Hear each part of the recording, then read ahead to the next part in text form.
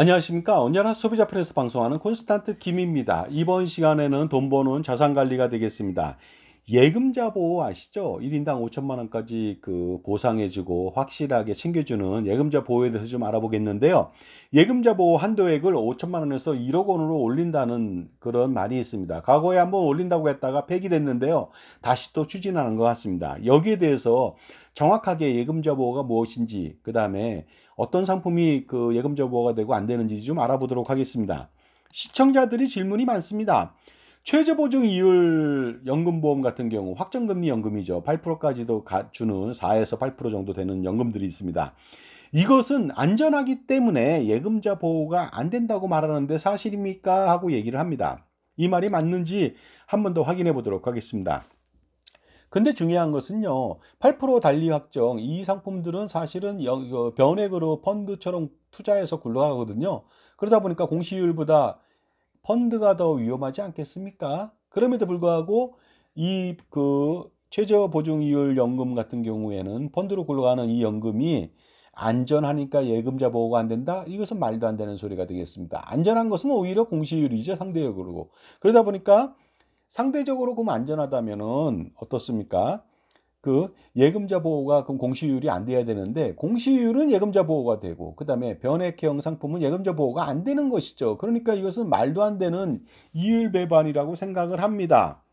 그러다 보니까 최저보증 이율 연금을 더 팔기 위해서 안전하다는 것을 강조한 말이 아닐까 생각합니다. 이건 정말로 혹세무민이라고 볼 수가 있습니다. 자, 여러분 한번 선택해 보시기 바랍니다. 공시이율형 연금보험하고요, 변액연금이 있습니다. 과연 이 중에서 예금자 보호가 어떤 것은 되고 어떤 것은 안 될까요? 궁금하지 않습니까? 놀라운 것은요, 예금자 보호라고 하는 것은요, 어떻습니까? 상품이 위험하니까 보호하고 상품이 안전하니까 보호하지 않는다. 이런 논리는 말도 안 되는 소리가 되겠습니다. 절대로 그렇지 않거든요. 자, 그러다 보니까요, 예금자 보호가 되는 것은 사실은 공시이율형 연금보험이 되겠습니다. 공시이율형 연금이 위험하니까 보호합니까? 아니잖아요. 그래서 여기서 벌써 틀렸다는 말씀을 드리겠습니다. 변액연금은 어떻습니까? 절대로 예금자 보호해주지 않습니다. 그러니까 어떻습니까, 여러분들? 잘 생각해 보세요. 적금하고 펀드하고 어느 것이 더 안전하고 어느 것이 더 위험할 수가 있겠습니까? 당연히 펀드가 더 위험하지 않나요? 그런데 위험한 것을 보장해준다? 예금자 보호해준다? 안 해주거든요. 그러다 보니까 어떻습니까? 질문자의 말은 정확하게 틀렸다는 말씀을 꼭 드리고 싶습니다. 만약에 공시이율형 연금보험이 위험해서 보호가 된다면요. 왜 위험한 공시이율형 연금보험을 가입시키려고 하는지 모르겠습니다. 공시이율형 연금보험은요, 수익률 등도 저조한데 위험하기까지 하다. 이것은 정말로 자가당착이 아닐 수가 없습니다. 다시 한번 정리해 드리겠습니다. 예금자 보호라고 하는 것은 금융상품이 위험하고 위험하지 않아서 보호하고 보호하지 않고 그런 것이 아니고요. 바로 금융기관의 파산을 걱정해서 보호하고 보호하지 않는 것이 되겠습니다. 따라서 어떻습니까? 예금자 보호라고 했잖아요. 예금 성격이 가진 것만 보호해 주겠다는 것이죠. 비교적 안정적인 상품을 가입한 것에 대해서 보호를 해준다. 하지만 투자형 상품에 대해서는 그건 가입자의 자기 책임이 있다 보니까 보호해 주지 않는다는 뜻으로 결론을 지으면 될 것 같습니다. 자, 그러다 보니까 공시율용 연금은요, 예금 성격이고 변액연금은 투자 성격입니다. 투자형 상품은 절대로 보호해 주지 않죠. 물론 어떻습니까? 이런 이유 때문에 또 보호하고 보호하지 않는 것이 되겠습니다. 공시율령 연금보험은요, 일반 계정이라고 하는 제너럴 어카운트에서 운영되니까 회사가 파산되면요, 거기 가입한 사람은요, 전부 다 채권자한테 다 뺏기거든요. 그러다 보니까 가입자한테 1인당 5천만 원까지 보장을 해주는 것이 되겠습니다. 하지만 변액연금은요, 특별계정 스페셜 어카운트에서 운영됩니다. 별도의 주머니죠. 별도의 주머니라는 게 뭡니까? 신탁 상품이라고 보는 것이 되겠습니다. 그러니까 금융기관이 파산하면요, 제너럴 어카운트만 망하고 여기서 다 어떻습니까? 모든 정리가 끝나고 이 신탁형 스페셜 어카운트 같은 경우는 어떻습니까? 채권자가 절대 손을 못 댄다는 뜻이 되겠습니다. 그런데 변액연금은요, 펀드형 상품이다 보니까 신탁형 상품에 준해서 적용을 한다는 거 아닙니까? 그래서 예금자 보호가 안 되는 것이 되겠습니다. 오히려 예금자 보호가 안 되니까 더욱더 좋을 수도 있습니다. 왜냐하면 1억 원을 투자한 사람은요, 1억 원을 다 받을 수도 있거든요. 하지만 예금자 보호가 된다면 5천밖에 못 받잖아요. 오히려 손해나지 않습니까? 그래서 변액 상품이 일부 좋을 수도 있고 뭐 나쁠 수도 있겠지만, 전체적으로 내가 돈을 많이 넣었다면 절대로 예금자 보호로 5천만 원만 받는 불상사는 일어나지 않습니다. 물론 어떻습니까? 그 상품의 위험성이나 뭐 이것 때문에 보호하고 보호하지 않는 부분이 아니라는 거 말씀드리려고 제가 말씀드리는데요. 모든 것은 다 금융기관 파산에 걱정해서 예금자 보호를 해준다고 보시면 되겠습니다. 하지만 투자형 상품이나 신탁형 상품은 어떻습니까? 투자형은 고객의 책임이 크다고 해서 보장해주지 않는 것이고요. 보호해주지 않는 것이고, 신탁형 상품은 애초부터 그 금융기관의 자산이 아니기 때문에 보호해주지 않는다고 보시면 되겠습니다. 그래서 5천 이상을 가입하더라도 어떻습니까? 5천만 원까지 보장해주는 그런 일은 발생하지 않는다고 보시면 되겠습니다. 따라서 상품이 안전해서 보호하지 않고 위험해서 보호하는 것은 절대로 아니다는 말씀 드리겠습니다. 금융회사의 파산 시 가입자를 보호해주는 것에 불과합니다. 그래서 금융회사 파산 시에는요, 위험한 상품을 선택했을 때 가입자는 보호해주지 않습니다. 리스크 과다 사유 때문이죠. 안전한 예금 상품 위주로 보호해주고요. 단 한 번 더 말씀드리면, 변액연금 등은요, 변액보험 상품은 신탁 상품에 준해서 보호할 뿐이죠. 보호되지 않을 뿐이죠. 그렇기 때문에 5천만 원 이상도 보장이 될 수 있다는 것이 되겠습니다. 역설적으로요. 예금자 보호 제도라고 하는 것은요, 어떻습니까? 고객이 금융회사에 돈을 맡기면요, 금융회사는 예금보험료를 납부하죠. 보험에 가입한 것이죠. 예금보험공사에 바로 보험료를 납부해서 예금 지급 불능이 됐을 때 예보공사에서 그 예금 보험금은 1인당 최고 5천만 원까지 가입자 고객한테 지원하는 시스템이 되겠습니다. 자, 그렇다면 보호 대상 금융회사를 알아보도록 하겠습니다. 대부분 답니다. 은행이고요. 그 다음에 자산운용, 선물, 금융, 증권금융, 기타, 생명보험, 손해보험, 종합금융회사, 상호저축, 은행 및 상호저축, 은행 중앙회 등이 마찬가지가 되겠습니다. 그래서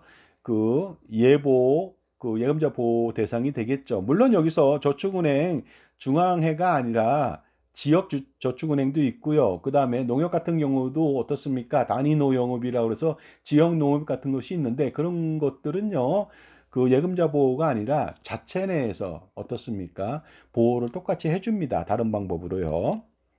예금자 보호 대상 상품을 좀 알아보도록 하겠습니다. 은행권을 알아보는데요, 일반적으로 예금 적금 등이 되겠습니다. 그 다음에 비보호 금융 상품을 좀 알아보면 되겠죠.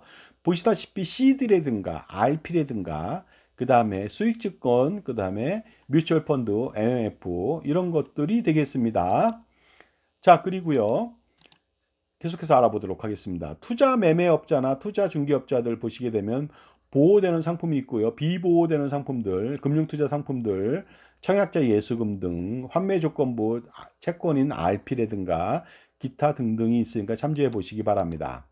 그 다음에 보험회사 같은 경우에는요, 개인이 가입한 보험계약은 전부 다 보호 대상이 됩니다. 물론 그 변액 상품은 되지 않습니다.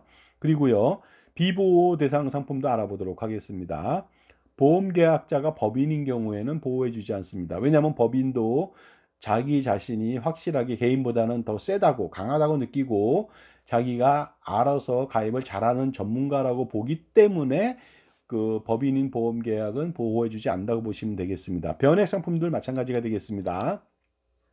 계속해서 알아보도록 하겠습니다. 종합금융회사라든가 상호저축은행도 마찬가지로 예금이나 아니면 종합금융회사는 어음관리계좌라고 하는 CMA, 종금형은 보장을 받습니다. 하지만 다른 데는 받을 수가 없겠죠. 참조해 보시기 바랍니다.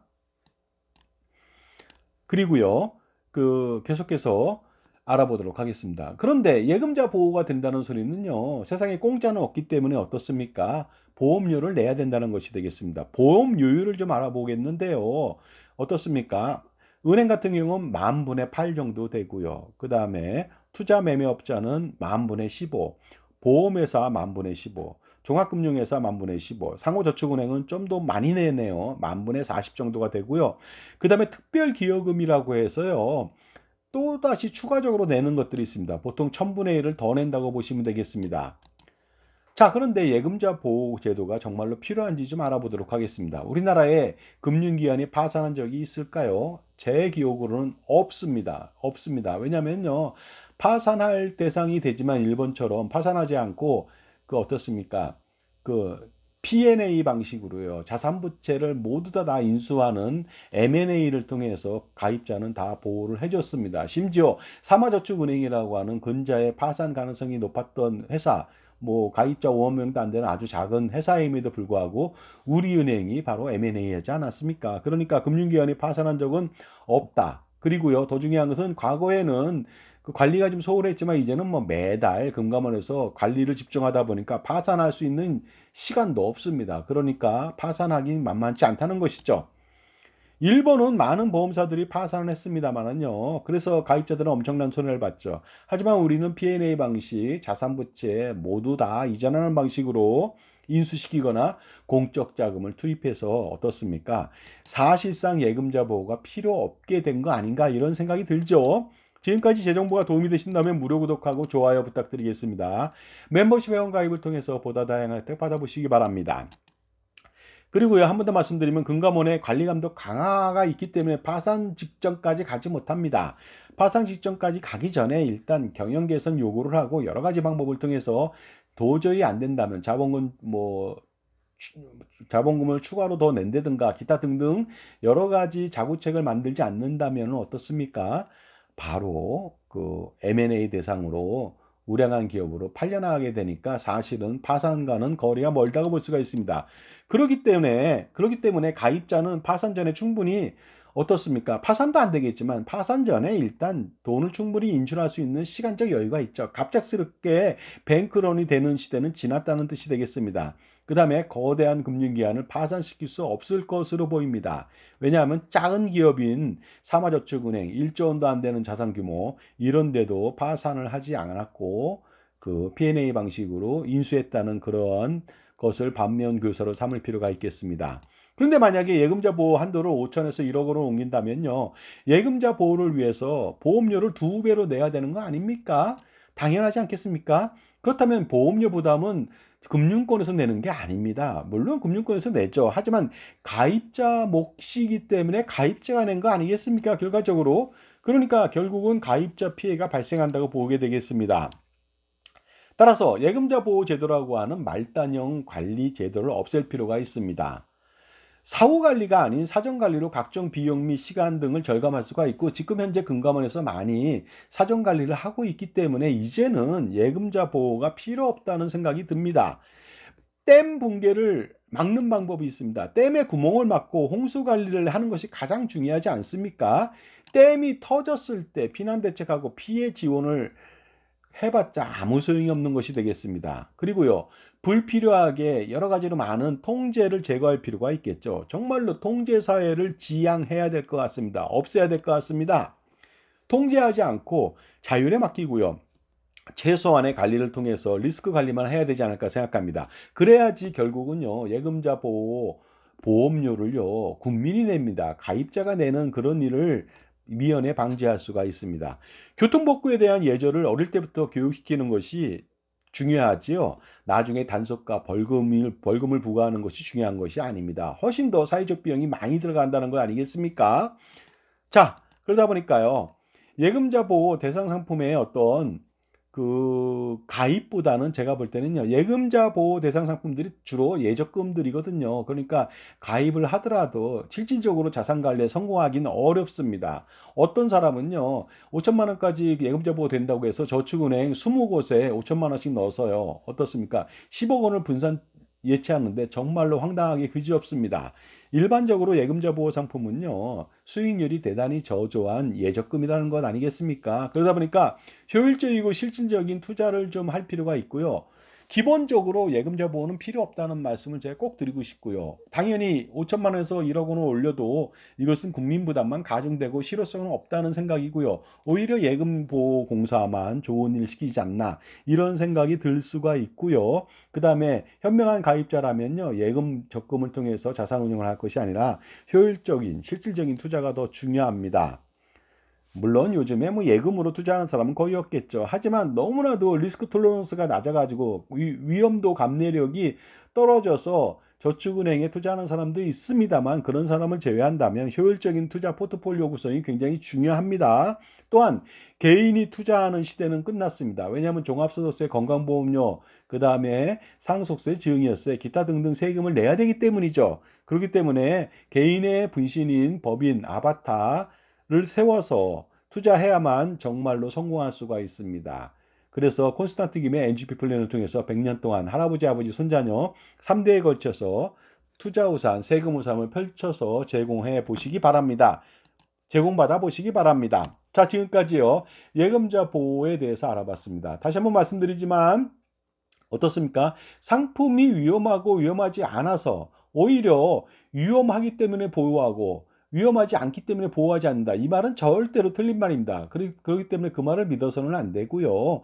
당연히 어떻습니까? 그 예금자 보호라고 하는 것은 예금이나 적금처럼 아주 안전한 상품에 대해서 그 금융기관 파산에 대비하는 그런 제도라고 보시면 되겠습니다. 감사합니다.